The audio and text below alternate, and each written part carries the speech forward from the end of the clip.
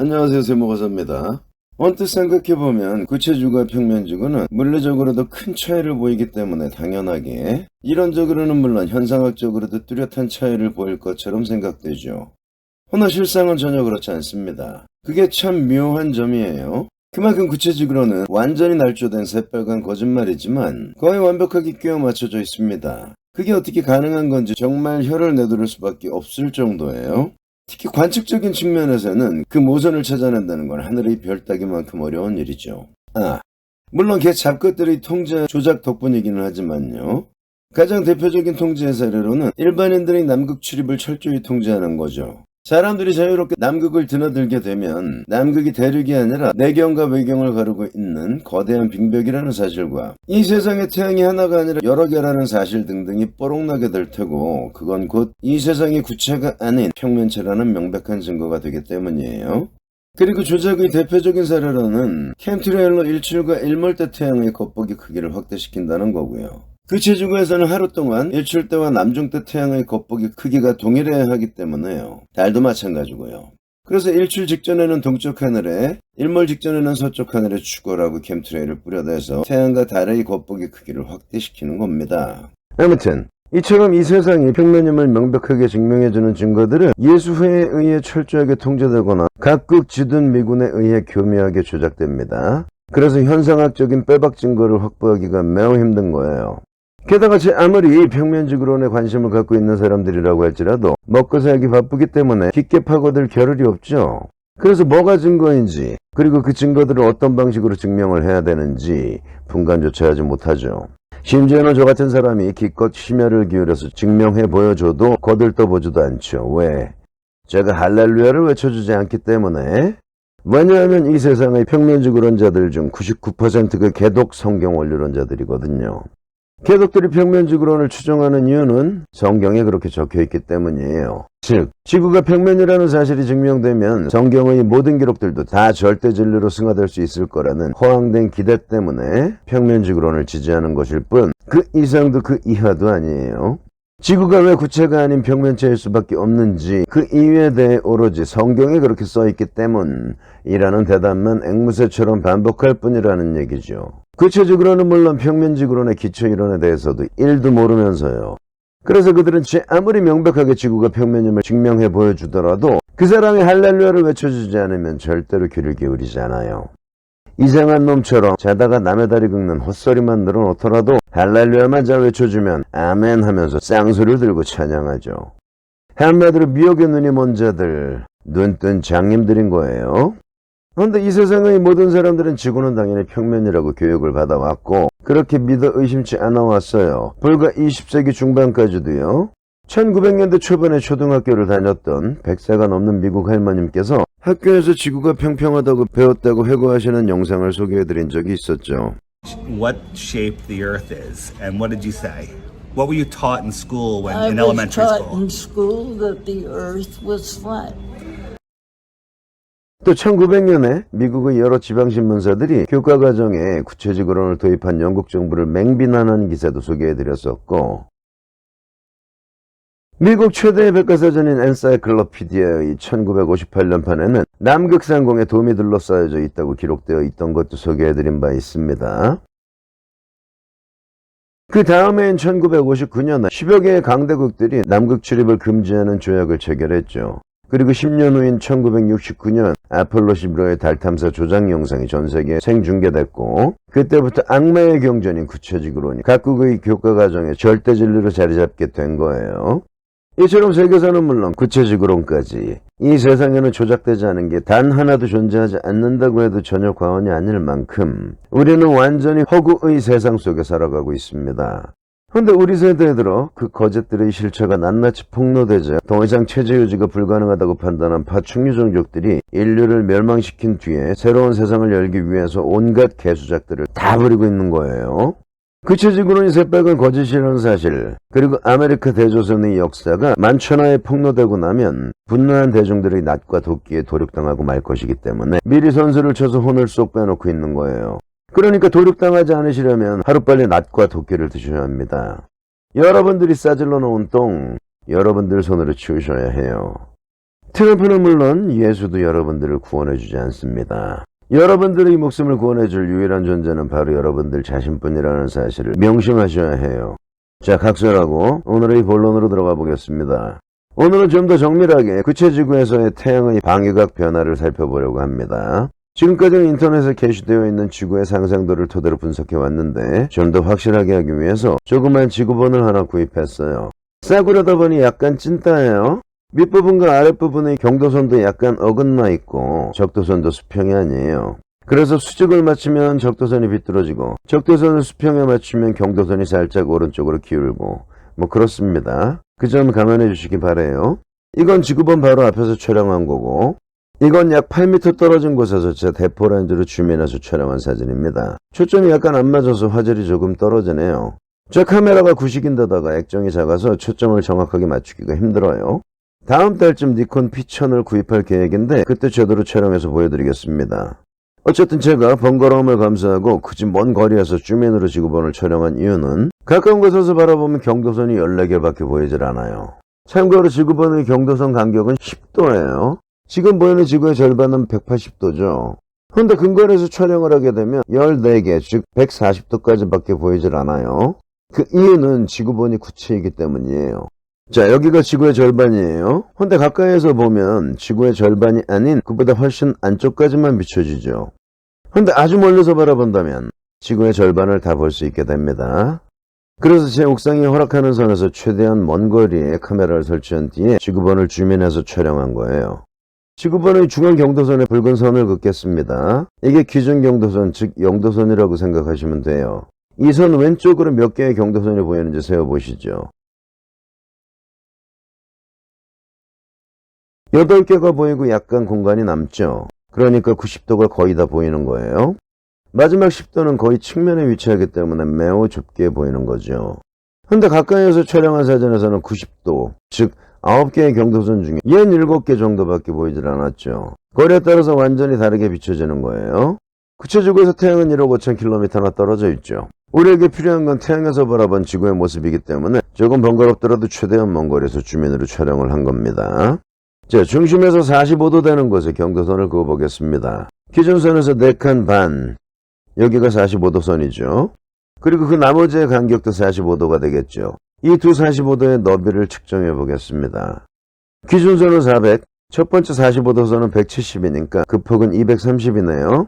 그리고 외곽선은 70 정도, 바깥쪽 45도의 넓이는 100이네요. 그러니까 똑같은 45도지만 정면 쪽이 측면 쪽보다 2.3배나 넓게 비춰지는 거예요.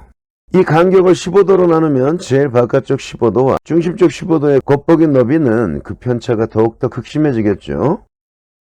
중심선은 400이고 첫 번째 15도선은 320이니까 간격은 80이네요.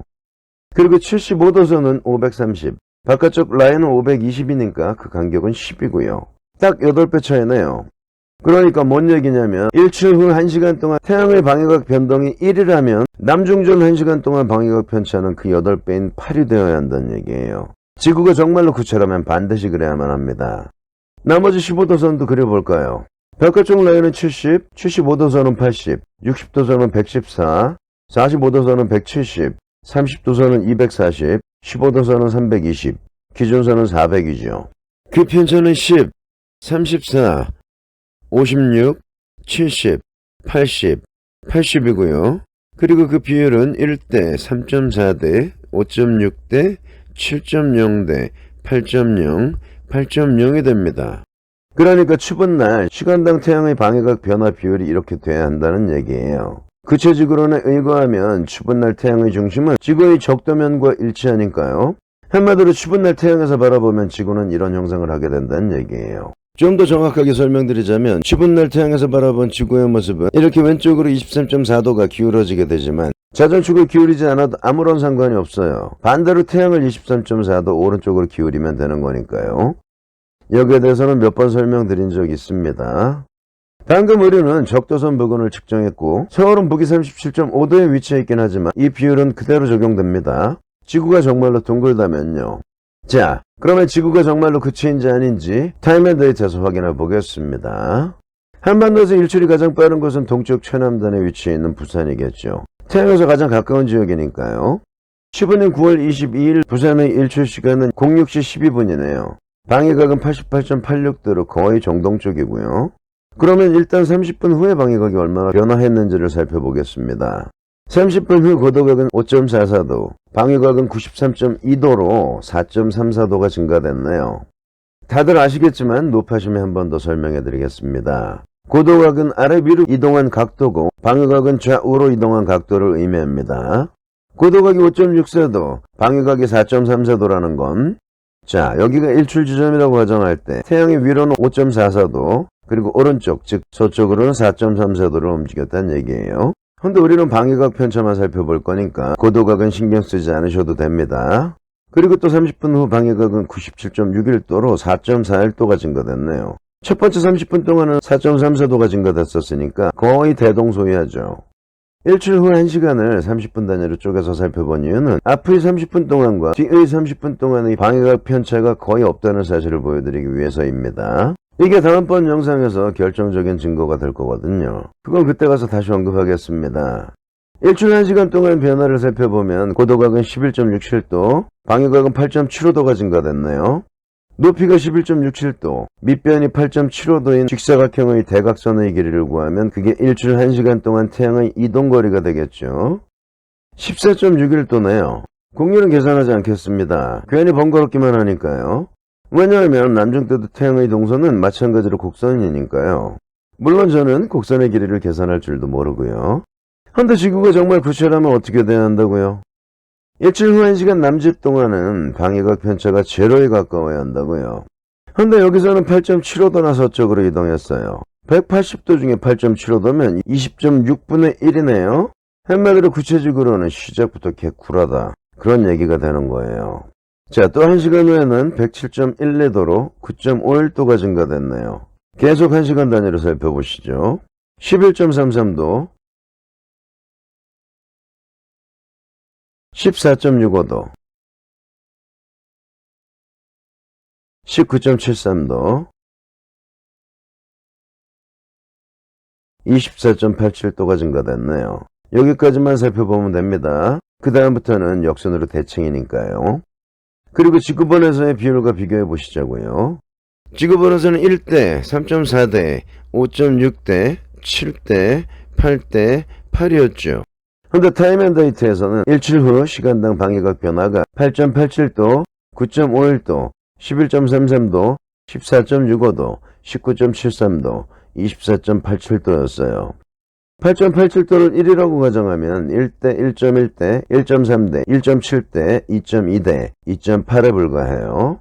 일출 즉 1시간 동안 태양의 방해각 변화를 1이라고 할 때 그 다음 1시간 동안은 겨우 10% 증가된 1.1, 그 다음은 20% 증가된 1.3, 40% 증가된 1.7, 50% 증가된 2.2, 그리고 남중 전 1시간 동안은 60%가 증가된 2.8에 지나잖아요. 그래서 남중 1시간 동안 태양의 방해각 변화폭이 일출 후 1시간 동안보다 1.8배 더 증가하는 데에 그쳤어요. 근데 지구본에서의 일출 직후 1시간 동안의 방해각 변화량을 1이라고 가정할 때 그 다음 1시간 동안에는 3.4배를 이동했어요. 그 다음에는 5.6배, 7배, 8배, 8배씩 이동했죠. 즉 타임앤데이트상으로는 남중전 1시간 동안의 방해각 편차가 일출 직후 1시간 동안에 비해 2.8배에 그쳤지만 지구본에서는 무려 8배나 더 증가된 거예요. 타임앤데이트의 2.8배보다 300%나 더 높은 거예요. 이런 말도 안 되는 일이 일어나는 이유가 뭐라고요? 남중대를 기준으로 일출대로 거슬러 올라갈수록 태양이 관측지로부터 점점 더 멀어지기 때문에 태양의 겉보기 크기는 작아지게 되는데 이건 지구가 평면이라는 빼박 증거이기 때문에 이게 구체지구의 증거인 것처럼 탈바꿈시키기 위해서는 캠트레일로 태양의 겉보기 크기를 확대시킬 수밖에 없었던 거예요. 그래서 이런 부조화가 일어날 수밖에 없는 거예요. 이 비율대로 상상도를 그리면 이렇게 됩니다. 자, 여기가 지평선이에요. 그리고 일출이 시작되죠. 그리고 1시간 후, 2시간 후, 3시간 후, 4시간 후, 5시간 후, 6시간 후예요. 시간상으로는 06시 38분, 07시 38분, 08시 38분, 09시 38분, 10시 38분, 11시 38분, 12시 38분이고요. 시간당 비율은 일출 후 1시간 동안 방해각 변화량을 1이라고 할 때 1.1, 1.3, 1.7, 2.2, 2.8이 되는 거고요. 현재 지구본에서의 시간당 방해각 변동 비율과 비교해보면 이렇게 돼요. 자, 이따가 일출. 1시간 후의 간격은 아주 좁게 잡겠습니다. 그래야 타임앤데이트에서의 전체 낮시간 길이와 비슷해질 테니까요. 이 간격을 1이라고 할 때 2시간 후에는 3.4배를 이동했으니까 여기, 3시간 후에는 5.6배니까 여기, 그 다음은 7.0배니까 여기, 그 다음은 8.0배니까 여기, 그 다음도 8.0배로 여기네요. 자, 전체 간격은 비슷하죠. 헌데 각각의 간격 차를 비교해보면 얼척이 없죠. 처음 1시간 후에는 3분의 1에 불과했는데 4시간 후부터는 역전하기 시작합니다. 그러니까 뭐라는 얘기인가요? 실제 지구본과 구체적 그런계에서 제시하고 있는 데이터는 전혀 호응하지 않는다. 타임앤데이트의 자료는 구체지구에서 실제로 일어나야 할 현상을 반영한 게 아니라 캠트레일로 태양의 크기를 확대시킨 후에 보여지는 겉보기 운동을 토대로 한 인위적으로 조작된 계산값이다. 근데 그게 다가 아니에요. 조작된 계산값을 한 번 더 조작했어요. 왜? 86번 영상에서 제가 직접 촬영한 추변 무렵 일출 직후와 남중 때 태양의 이동 속도는 2분 9초와 2분 1초로 거의 비슷했죠. 그 얘기는 곧 무슨 뜻인가요? 일출 직후와 남중 무렵 태양의 이동 거리가 거의 동일하다는 얘기예요. 근데 이건 절대로 있을 수 없는 일이죠. 지구가 구체이건 평면체이건 남중 때 태양의 이동 거리가 일출 때보다는 몇 배는 더 멀어야 하니까요. 일출 때와 남중 때 태양의 이동 거리가 거의 일치한다는 얘기는 곧 일출 때 태양의 겉보기 크기를 캠트레일로 확대시켰다는 고해성사가 되는 거니까요. 그래서 타임앤데이트는 고도각과 방해각을 또 한 번 조작할 수밖에 없는 거예요. 남중 무렵 태양의 이동 거리가 일출 직후보다 몇 배 더 먼 걸로요. 그러자면 그 중간 지점의 이동 거리들도 일정 배열로 증가시킬 수밖에 없겠죠. 자, 이게 제가 동지를 보름쯤 앞둔 2022년 12월 7일에 1시간 단위로 태양을 촬영한 사진입니다. 86번 영상에서도 보여드렸는데요.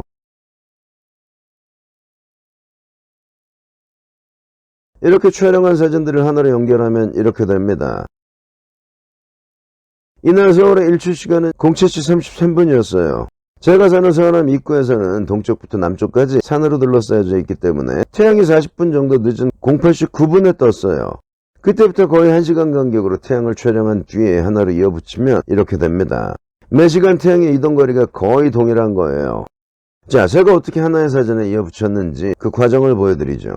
왼쪽 윈도우 그림판에 9시 4분에 촬영한 사진을 불러온 뒤에 오른쪽에 펼쳐져 있는 각각의 사진들과 대조합니다. 8시 9분 사진에서 태양은 이 건물 왼쪽에 위치하네요. 여기서는 이쯤이 되겠죠. 그리고 9시 4분에는 이 빗무리의 중심에 위치하겠죠. 55분 후니까 약간 오른쪽으로 옮기겠습니다. 그러면 1시간 후 태양의 위치가 될 거예요. 그리고 10시 9분에는 이 건물 약간 오른쪽이네요. 여기서는 이쯤이 될 겁니다. 그리고 11시 9분에는 움푹 들어간 오른쪽 건물 약간 우측이네요. 여기서는 이쯤이 될 거고요. 12시 9분에는 찍질 못했어요. 낮잠을 자느라고요. 하지만 아무 문제 없습니다. 태양의 남중 위치는 제가 잘 알고 있으니까요. 여기 움푹 들어간 왼쪽 건물 위가 바로 남중점입니다.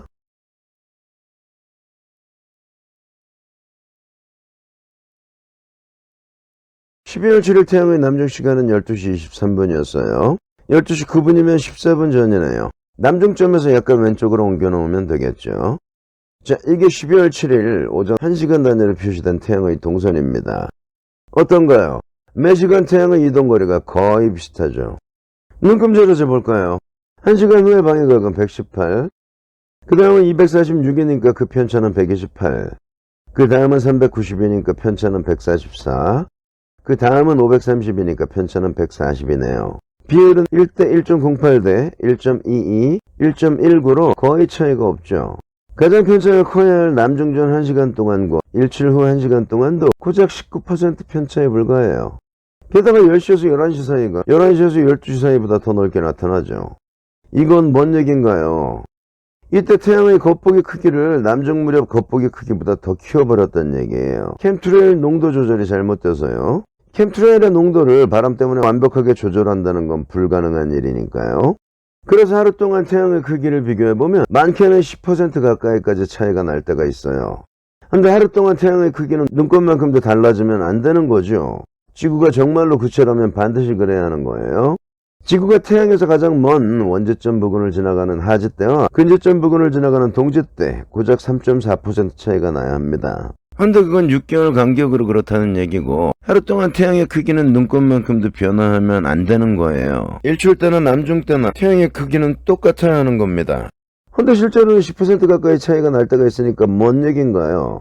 태양의 겉보기 크기를 확대시켜주는 캠트레일의 농도를 완벽하게 맞추지 못했다는 얘기가 되는 거예요. 간단하게 설명드리자면 태양은 지표면으로부터 약 4,800km 상공을 하루에 한 바퀴씩 회전합니다. 근데 지금까지 알려진 바로는 태양의 가시거리는 1만 킬로미터인 걸로 계산됩니다. 그런데 제가 연구해본 결과 그것보다 조금 더 긴 걸로 판단돼요. 구체적으로 계산이 서면 나중에 말씀드릴게요. 아무튼 태양의 소울로부터 10,000km 안으로 접근해 들어오면 동쪽 지평선 위로 모습을 나타내기 시작해요. 그 다음부터는 점점 더 가까워지죠. 가까워질수록 태양의 고도는 올라갑니다. 그러니까 뭔 얘기인가요? 태양이 일출에서 남중점으로 다가올수록 우리와의 거리가 점점 더 가까워지기 때문에 겉보기 크기 또한 점점 더 커진다는 얘기예요. 태양이 우리로부터 가장 가까운 지점이 바로 남중점입니다. 하루 중에 태양의 고도가 가장 높은 때죠. 한국에서는 대략 12시 반 전후에 남중을 하게 됩니다. 이런 이유로 일출 때 태양의 크기가 제일 작고 시간이 갈수록 점점 커지다가 남중 때 최대, 그리고 남중 이후로는 다시 점점 더 작아지다가 일몰 때는 일출 때와 마찬가지로 가장 작아지게 되는 거죠.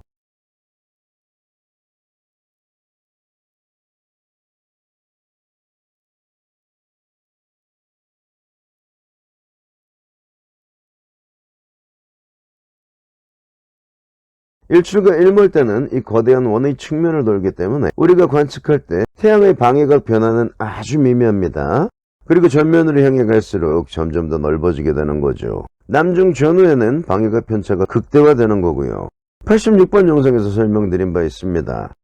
동짓날 남중 때 태양은 일출 일몰 때 태양보다 33% 더 크게 비춰지며 춘번 추분 때는 73%, 그리고 하지 때는 113% 더 크게 비춰진다고요. 그러니까 태양의 크기가 이런 식으로 커졌다 줄어들게 되기 때문에 캠트레일 농도를 아무리 잘 맞춰놔봐야 바람의 영향을 받기 때문에 전체 낮 시간 동안 태양의 크기를 균일하게 맞춘다는 건 절대로 불가능한 거예요.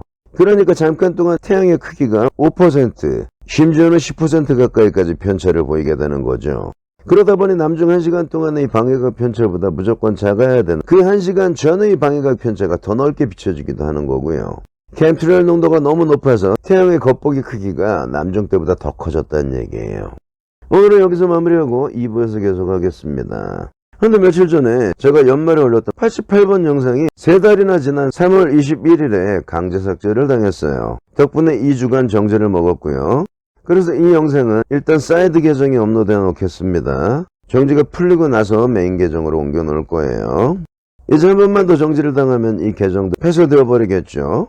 이렇게 몇 달 동안 가만히 있다가 뒷북을 때려버리니까 제가 예측을 할 수가 없어요. 아무튼 이 채널이 폐쇄되고 나면 미리 준비해놨던 다른 채널로 갈아탈 겁니다. 그러니까 그때 또 찾아와 주세요. 본인은 아니지만 번거롭게 해드려서 죄송해요. 행복한 주말 보내세요.